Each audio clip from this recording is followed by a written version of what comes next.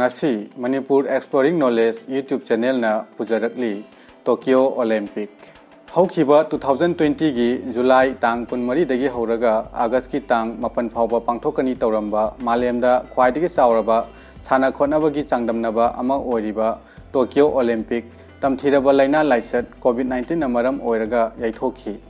Adubu tamthiraba COVID-19 bu tungoinaram laga lakliba 2021 gi July gi tang kunhumdoi dagi hauraga August ki tang nipan phauba pangthoklagani. Sana khonaba sports pu pamjaba kayana Tokyo Olympic na lakpada mathumarang hongnari. Loinana sports event asibu yengnaba sem saba loinakhre. Mamang chahida pangthokani tauramba Olympic ki kunthani thoi suba edition Tokyo Olympic yaithokhiba asina Tokyo da pangthokani tauramba Olympic Games yaithokhiba ahanba nate. 1940 da Tokyo da pangthokani tauramba tarani thoi suba Olympic Games malemgi ani suba lanjauna maram oiraga cancel tawkhi. Matam aduda Japan gi miyamda ningba kaiba ama oikhi. Adubu 1964 da Olympic Games Tokyo da amuk yauraktuna mapung phana pangthokhi. Handak 2021 da amuk mapung phana pangthoknabagidamak sem saba punamak loikhre. Yumbu Japan yauraga country chaniga tarukki apunba sanaroi 2013 henbana Games asida saruk yagadori. Games asida masana makhal kunthahumdoi gi event sahumga kunthamapanda sanaroi singna athoi ahen tanagani. United by Emotion haiba thimda pangthokadoriba Games asigi official mascot na Mirai Tawa na oigadori.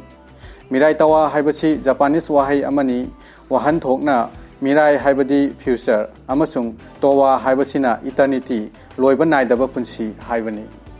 Pangthokadoriba Olympic Games asida India gi oinasu sanaroi chamaga kuntaret qualify oiduna India gi Olympic ki itihasta khwaidagi yamna sanaroi qualify oiba Olympic Games ama oigadori. Sanaroi amadi official pullaga punna India gi contingent miyoi saniga kunipan na sari. Olympic hongdokpa numit India gi contingent world champion taruklak oikraba Manipur dagi hokhiba boxer MC Mary Kom amadi India gi hockey team captain Manipur Singh anina India gi feral paiduna lusingani. Pangthokadoriba Olympic Games asida India gi awang nongpok ithang thangmada laiba pikraba state powerhouse of sports ni hainariba chinglaibak Manipur dagisu sanaroi manga India gi mahut sinduna saruk yagadori. Malemda maming lairaba London Olympic 2012 ki bronze medalist amadi world champion taruklak oikraba boxer MC Mary Kom world champion amadi Commonwealth Games gold medalist Saikhom Mirabai Chanu India gi hanagi hockey team gi captain oirambi Sushila Chanu Pukhrambam Commonwealth Games silver medalist judoka Sushila Lingmabam amadi Indian men's hockey team da Nilakanta Sanglakpam sanaroi manga asina malemgi khwaidagi chauraba athoya hentanaba asida India bu mahut sinduna saruk yagadori. MC Mary Kom Chuchampur district ki manung chana leiba Moirang lamkhaida leiba Kangthai village ta pokhi. Mary Kom gi apokpi gi mingna Mangte Tonpak Kom apokpi gi mingna Mangte Akham Kom koi. Mahak footballer Karang Onlarga 2005 ta luhongduna machanupa ahungi mama amasu oiri. Mary Kom na boxing masana asigi India gi oina piriba mahaki contribution asi singthabagi loiba nairoi. 2012 ki London Olympic ta nupigi boxing ahanba yaurpa matam aduda Mary Kom bronze medal phangki. Masina Manipur state ki ahanba Olympic medal oikhi. World Boxing Championship taruklak champion oiduna championship asigi punna medal nipan lawbangamba player amasu oiri. Loinana Asian Boxing Championship tasu mangarak champion oikhi amadi punna silver ani yauraga championship asida medal taret phangki.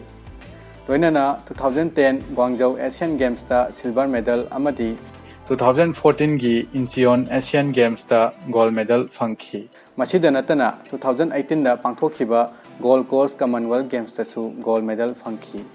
Mahakna boxing masana asigi India gi damak piriba contribution asibu sakhangbiduna India government na 2003 da Arjuna Award, 2006 da Padma Shri Award, 2009 da Rajiv Gandhi Khel Ratna Award, 2013 da Padma Bhushan Award amadi 2020 da Padma Vibhushan piduna ikai khumnaba utkre. Haukiba sahi 2018 da Manipur government na mahakpu mithoi leima haiba mingthon piduna ikai khumnaba utkhi. ꯃꯁꯤꯗ ꯅꯠꯇꯅ international boxing association private ꯐꯔꯝ ꯀꯌꯥꯅ ꯏꯀꯥꯏ ꯈꯨꯝꯅꯕ ꯀꯌꯥ ꯑꯃꯁꯨ ꯎꯠꯈꯤ ꯂꯣꯏꯅꯅ 2016ꯗ ꯏꯟꯗꯤꯌꯥꯒꯤ ꯍꯥꯟꯅꯒꯤ ꯄ꯭ꯔꯁꯤꯗꯦꯟ ꯄ꯭ꯔꯅꯥꯕ ꯃꯨꯈꯔꯖꯤꯅ ꯅꯣꯃꯤꯅꯦꯠ ꯇꯧꯗꯨꯅ ꯍꯧꯖꯤꯛ ꯔꯥꯖ꯭ꯌ ꯁꯚꯥꯒꯤ MP ꯑꯣꯏꯅ ꯊꯧ ꯄꯨꯔꯤ ꯆꯍꯤ 39 ꯁꯨꯔꯕ ꯃꯦꯒꯅꯤꯐꯤꯁꯦꯟꯠ ꯃꯦꯔꯤ ꯍꯥꯏꯔꯒ ꯈꯪꯅꯕ MC ꯃꯦꯔꯤ ꯀꯣꯝ ꯄꯥꯡꯊꯣꯛꯀꯗꯧꯔꯤꯕ ꯇꯣꯀꯤꯌꯣ ꯑꯣꯂꯤꯝꯄꯤꯛ ꯒꯦꯝꯁ ꯑꯁꯤꯗ ꯑꯔꯣꯏꯕ ꯑꯣꯏꯅ ꯁꯔꯨꯛ ꯌꯥꯗꯨꯅ ꯒꯣꯜꯗ ꯃꯦꯗꯜ ꯂꯧꯗꯨꯅ ꯏꯟꯗꯤꯌꯥ ꯑꯃꯗꯤ ꯃꯅꯤꯄꯨꯔꯒꯤ ꯃꯥꯏ ꯄꯨꯔꯛꯅꯕ ꯍꯣꯠꯅꯒꯗꯧꯔꯤ ꯁꯥꯏꯈꯣꯝ ꯃꯤꯔꯥꯕꯥꯏ ꯆꯅꯨ ꯏꯝꯐꯥꯜ ꯏꯁ ꯗꯤꯁꯇ꯭ꯔꯤꯛꯀꯤ ꯃꯅꯨꯡ ꯆꯟꯅ ꯂꯩꯕ ꯅꯣꯡꯄꯣꯛ ꯀꯛꯆꯤꯡ ꯂꯥꯏ ꯃꯅꯤꯡ ꯍꯥꯏꯔꯤꯕ ꯃꯐꯝ ꯑꯁꯤꯗ ꯄꯣꯛꯈꯤ ꯃꯍꯥꯛ ꯏꯟꯗꯤꯌꯥꯒꯤ ꯌꯥꯝꯂꯕ ꯃꯤꯌꯥꯝ ꯃꯔꯛꯇꯒꯤ ꯇꯣꯀꯤꯌꯣ ꯑꯣꯂꯤꯝꯄꯤꯛ 2021ꯗ ꯀ꯭ꯋꯥꯂꯤꯐꯥꯏ ꯑꯣꯏꯕ ꯑꯃꯠꯇ ꯉꯥꯏꯔꯕ ꯋꯦꯠ ꯂꯤꯐꯇꯔ ꯑꯃꯅꯤ ꯄꯨꯝꯅꯃꯛꯀꯤ ꯑꯁꯥ ꯁꯥꯏꯈꯣꯝ ꯃꯤꯔꯥꯕꯥꯏ ꯆꯅꯨꯗ ꯊꯝꯂꯤ ꯃꯍꯥꯛꯀꯤ ꯑꯄꯣꯛꯄꯤꯒꯤ ꯃꯤꯡꯅ ꯁꯥꯏꯈꯣꯝ ꯀ꯭ꯔꯤꯇꯤ ꯑꯃꯗꯤ ꯑꯄꯣꯛꯄꯤꯒꯤ ꯃꯤꯡꯅ ꯁꯥꯏꯈꯣꯝ ꯇꯣꯝꯕꯤ ꯀꯧꯏ ꯇꯣꯀꯤꯌꯣ ꯑꯣꯂꯤꯝꯄꯤꯛ ꯁꯔꯨꯛ ꯌꯥꯒꯗꯧꯔꯤꯕ ꯑꯁꯤꯒ ꯑꯣꯂꯤꯝꯄꯤꯛ ꯒꯦꯝꯁꯇ ꯁꯔꯨꯛ ꯌꯥꯕ ꯑꯅꯤꯔꯛ ꯁꯨꯔꯒꯅꯤ ꯃꯤꯔꯥꯕꯥꯏ ꯆꯅꯨ ꯋꯦꯠ ꯂꯤꯐꯇꯤꯡ ꯃꯁꯥꯟꯅꯒꯤ ꯑꯣꯏꯅ ꯅꯦꯁꯅꯦꯜ ꯑꯃꯗꯤ ꯏꯟꯇꯔꯅꯦꯁꯅꯦꯜꯒꯤ ꯊꯥꯛꯇ ꯔꯦꯀꯣꯔꯗ ꯀꯌꯥ ꯑꯃ ꯊꯝꯈ꯭ꯔꯕ ꯃꯅꯤꯄꯨꯔꯒꯤ ꯇꯥꯡꯂꯕ ꯃꯃꯝꯂꯣꯏ ꯑꯃꯅꯤ ꯃꯂꯦꯁꯤꯌꯥꯒꯤ ꯄꯦꯅꯥꯡꯗ 2013ꯗ ꯄꯥꯡꯊꯣꯛꯈꯤꯕ ꯀꯃꯟꯋꯦꯜꯊ ꯁꯦꯅꯤꯌꯔ ꯆꯦꯝꯄꯤꯌꯟꯁꯤꯞꯇ ꯒꯣꯜꯗ ꯂꯧꯈꯤ ꯁ꯭ꯀꯣꯠꯂꯦꯟꯗꯗ ꯄꯥꯡꯊꯣꯛꯈꯤꯕ 10ꯁꯨꯕ ꯒ꯭ꯂꯦꯁꯒꯣ ꯀꯃꯟꯋꯦꯜꯊ ꯒꯦꯝꯁ 2014ꯗꯅ ꯁꯤꯜꯚꯔ ꯐꯪꯈꯤ ꯑꯃꯨꯛꯀ ꯍꯦꯟꯅ ꯁꯤꯡꯊꯥꯅꯤꯡꯉꯥꯏ ꯑꯣꯏꯔꯤꯕꯗꯤ 2015ꯗ ꯏꯟꯗꯤꯌꯥꯒꯤ ꯄꯨꯅꯦꯗ ꯄꯥꯡꯊꯣꯛꯈꯤꯕ Commonwealth senior ꯆꯦꯝꯄꯤꯌꯟꯁꯤꯞꯇ gold ꯐꯪꯗꯨꯅ best lifter ꯐꯪꯈꯤ ꯑꯃꯨꯛꯀꯁꯨ ꯑꯁꯇ꯭ꯔꯦꯂꯤꯌꯥꯗ 2017ꯗ ꯄꯥꯡꯊꯣꯛꯈꯤꯕ ꯀꯃꯟꯋꯦꯜꯊ ꯁꯦꯅꯤꯌꯔ ꯆꯦꯝꯄꯤꯌꯟꯁꯤꯞꯇ ꯒꯣꯜꯗ ꯐꯪꯈꯤ ꯂꯣꯏꯅꯅ USAꯗ 2017ꯗ ꯄꯥꯡꯊꯣꯛꯈꯤꯕ ꯋꯥꯔꯜꯗ ꯋꯦꯠ ꯂꯤꯐꯇꯤꯡ ꯆꯦꯝꯄꯤꯌꯟꯁꯤꯞꯇ ꯒꯣꯜꯗ ꯐꯪꯈꯤ ꯂꯣꯏꯅꯅ 12ꯁꯨꯕ ꯒꯣꯜꯗ ꯀꯣꯁꯠ ꯀꯃꯟꯋꯦꯜꯊ ꯒꯦꯝꯁ 2018ꯗ ꯒꯣꯜꯗ ꯐꯪꯈꯤ ꯑꯁꯨꯝꯅ ꯃꯍꯥꯛꯀꯤ ꯄꯔꯐꯣꯔꯃꯦꯟꯁꯄꯨ ꯁꯛꯈꯪꯕꯤꯕ ꯑꯣꯏꯅ 2018ꯗ ꯏꯟꯗꯤꯌꯥ ꯒꯚꯔꯟꯃꯦꯟꯠꯅ ꯔꯥꯖꯤꯚ ꯒꯥꯟꯙꯤ ꯈꯦꯜꯔꯠꯅ ꯑꯦꯋꯥꯔꯗ ꯄꯤꯗꯨꯅ ꯏꯀꯥꯏ ꯈꯨꯝꯅꯈꯤ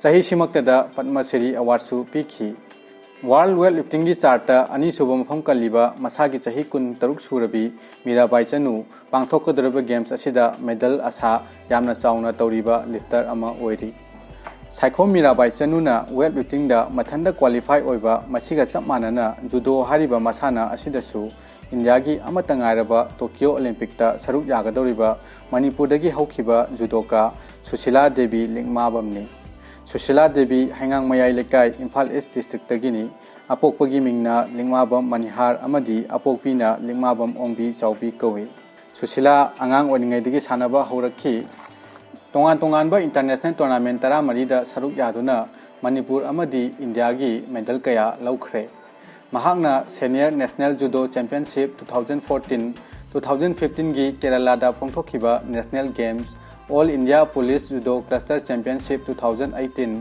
सीनियर नेशनल चैंपियनशिप 2019 दा गोल्ड मेडल फंखी इंटरनेशनल की थाकता Asian youth judo championship Yemen 2008 ता ब्रोंज लौबगा लोइनना 2010 दा सिंगापुर दा पांथोखिबा कॉमनवेल्थ जूडो चैंपियनशिप ता गोल्ड लौदना इंडिया की मिंगचत पुरखी 2011 दा लेबानन दा पांथोखिबा एशियन जूडो चैंपियनशिप ता गोल्ड लोइनना बेस्ट जुडोका की मनासु फंखी 2014 की इचियोन एशियन गेम्स ता सरुक याखी अदुबु मेडल दी फंगलखिदे लोइनना सही सिमक्तदा पांथोखिबा ग्लासगो कॉमनवेल्थ गेम्स 2014 दा सिल्वर मेडल फंखी 2016 की शिलोंग अमदी गुवाहाटी दा पांथोखिबा साउथ ईस्ट एशियन गेम्स 2018 की इंडिया दा पांथोखिबा कॉमनवेल्थ जूडो चैंपियनशिप नेपाल दा पांथोखिबा South Asian judo championship 2018 Asian judo open 2019 Hong Kong अमदी इंग्लैंड दा पांथोखिबा कॉमनवेल्थ जूडो चैंपियनशिप 2019 दसु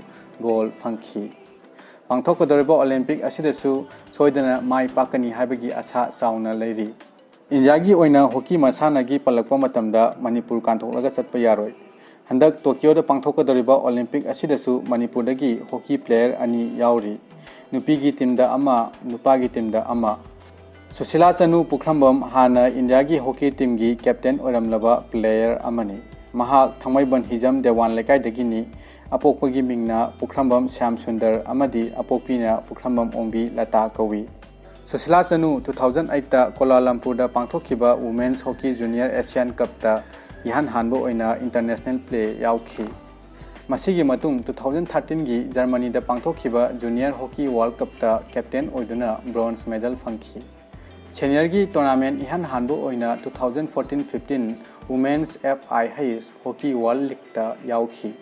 Madugi matung 2016 da pangthokiba Rio Olympic ta sahi kuntha taruki matung da Indian Women's Hockey Team Sosilana luchingduna saruk yakhi. Hojik phawbada Sosila Chanu international match chamag yankai hena sanaduna India gi Women's Hockey Team gi yamna maruoiba player ama oiri. Loinana Indian Men's Hockey Team da saruk yanabagidamak Nilakanta Sanglakpam Sarmasu khankhre. Nilakanta kontha ahalu makha lekai Imphal Eastgini mahaki apokpagi mingna inaucha Sarma kawi apokpina Sanglakpam Kunjarani kawi. Nilakanta ihan hanbo oina 2003 da hockey sanaba haurakhi. Posterior Hockey Academy Manipur da 2011 phawba sanaramduna 2014 gi Sultan of Johor Cup ki national team da khanduna saruk yakhi. Loinana Hockey India League ki damak Dabang Mumbai team da sign tawkhi. 2015 da Malaysia da pangthokiba Men's Junior Asia Cup, 2016 gi India da pangthokiba Men's Hockey Junior World Cup amadi Oman gi Muscat da pangthokiba 2018 Men's Asian Champions Trophy da saruk yaduna gold fangki. 2019 da Tokyo da pangthokiba Tokyo 2020 Olympic Test amadi Odisha da pangthokiba Olympic Qualifier da saruk yaduna winner oikhi. India gi team da yauduna punna match yankai hena sanakhre. Sosila Chanu amadi Nilakantana yauriba Indian Women's Hockey Team amadi Indian Men's Hockey Team Tokyo Olympic ta yamna chauna medal gi asa tawriba event amani. Punumak mai paktuna Manipur amadi India gi mingchat purukpa oirasanu. Olympic Games hariba Prithvi asigi khwaidigi chawba amadi ikai khumnariba sana khotnabagi athoya hen tanaba asi 776 BC dagi ancient Greece ki Olympia hariba mafam asidagi hokhi. Hariba Games asi sahi mari leiraga pangthoktuna lakhi.